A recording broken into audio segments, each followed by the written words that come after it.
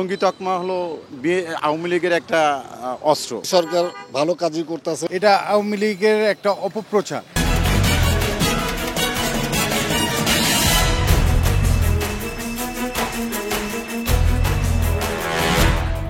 দর্শক শুভেচ্ছা, জনতার কথা অনুষ্ঠানে আপনাদের স্বাগত জানাচ্ছি। আমি আসিফ সুমিত। আপনারা জানেন, জনগণের মতামত তুলে ধরতে একুশে টেলিভিশনের বিশেষ আয়োজন জনতার কথা। আমরা আজকে আছি রাজধানীর ধোলাইখাল ট্রাক স্ট্যান্ড এলাকায়। আমাদের প্রত্যাশা, দেশে শক্তিশালী গণতন্ত্র, আমরা চাই সরকারকে সহায়তা করতে। দর্শক, সম্প্রতি আমরা দেখছি যে বিভিন্ন সামাজিক যোগাযোগ মাধ্যমে এই সরকারকে নিয়ে একটি অপপ্রচার চলছে যে এই সরকার জঙ্গিদের সমর্থন করছে। একই সঙ্গে বিপরীতে দেখা গিয়েছে প্রধান উপদেষ্টার প্রেস সেক্রেটারি বলেছেন যে এই সরকারকে জঙ্গি সরকার বানানোর জন্য মিলিয়ন ডলার অর্থ অপচয় করা হচ্ছে বিভিন্ন জায়গা থেকে। বিশেষ করে বিগত সরকার এই কাজটি করছে। সাধারণ মানুষ কি মনে করেন? সমগ্র বাংলাদেশের সবাইকে আমি আহ্বান করব এই সরকারকে সহযোগিতা করার জন্য। এই সরকার খুব ভালো কাজ করে যাচ্ছে, কোনো জঙ্গিবাদের সাথে সে জড়িত না। আমরা তার প্রতি আস্থা রাখতে পারি এবং তার পক্ষে অপপ্রচার চালানো হচ্ছে। এই সরকার ভালো কাজই করতেছে। এটা আসলে জঙ্গি সরকার না, এটা আওয়ামী লীগের একটা অপপ্রচার। ডাক্তার ইউনূস সাহেব যা করছেন ভালোই করছেন, আর আগামীতে সে যেন আরও সুন্দরভাবে করতে পারেন এই প্রত্যাশাই আমি ব্যক্ত করি।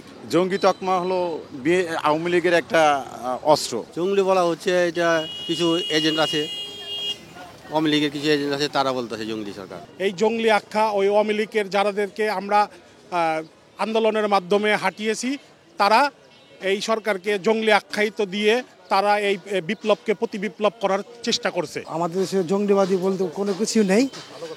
অপরিচিত একটা যে সরকার, আওয়ামী লীগ যে সরকার ছিল সাবেক, তারা এই জঙ্গিবাদী ছাড়তে তারাই সবকিছু এটার মূল। যে এই সরকারের কারণে আজকে আমরা গণতান্ত্রিক অধিকার এটা আমরা প্রয়োগ করতে পারতেছি। সামনে এই সরকারের কাছে আরও আবেদন করি যাতে সুন্দরভাবে একটা নির্বাচন দিতে পারে। গণতান্ত্রিক আমার যে অধিকার, ওই অধিকারটা যাতে আমরা পাই এই সরকারের মাধ্যমে। বর্তমান অন্তর্বর্তীকালীন সরকারকে বেকায়দায় ফালানোর জন্য এই জঙ্গি নাটক সাজানো হচ্ছে। বিগত দিনে যেই সরকার ছিল, এরা তো জোর জুলুম, চাঁদাবাজি, অত্যাচার, অবিচার একতন্ত্র দেশ করে ফেলছে।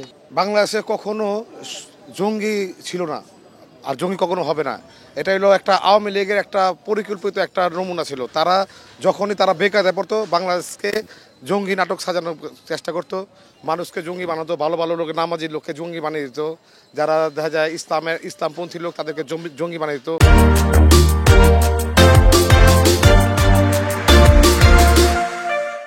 অনেক ধন্যবাদ আপনাকে। দর্শক, আপনারা শুনছিলেন সাধারণ মানুষের প্রতিক্রিয়া। সাধারণ মানুষ মূলত যেটি ধারণা করছে যে এই সরকারকে বেকায়দায় ফেলতে নানা ধরনের জঙ্গি অপপ্রচার ছড়ানো হচ্ছে। এখন সাধারণ মানুষের কাছে যেতে চাই যে সম্প্রতি আমরা দেখতে পাচ্ছি অপারেশন ডেভিল হান্ট শুরু হয়েছে। সন্ত্রাস দমনের লক্ষ্যে সরকার এই অপারেশন শুরু করেছে।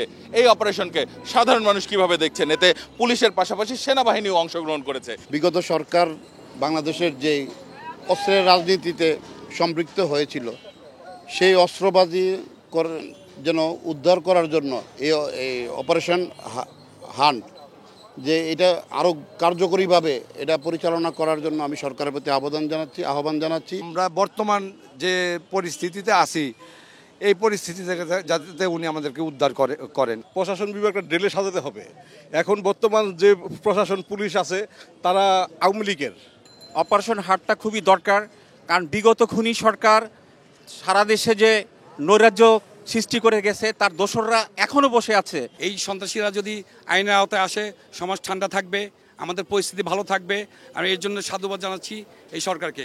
ডেভিল হান্টের মতো আরও অপারেশন যাতে এই চালু থাকে, আমরা এই প্রত্যাশাই করি। অপারেশন ডেভিল হান্ট একটা উপযোগী একটা প্রোগ্রাম। এটাকে আরও দূর করা দরকার এবং আরও চলমান রাখা দরকার।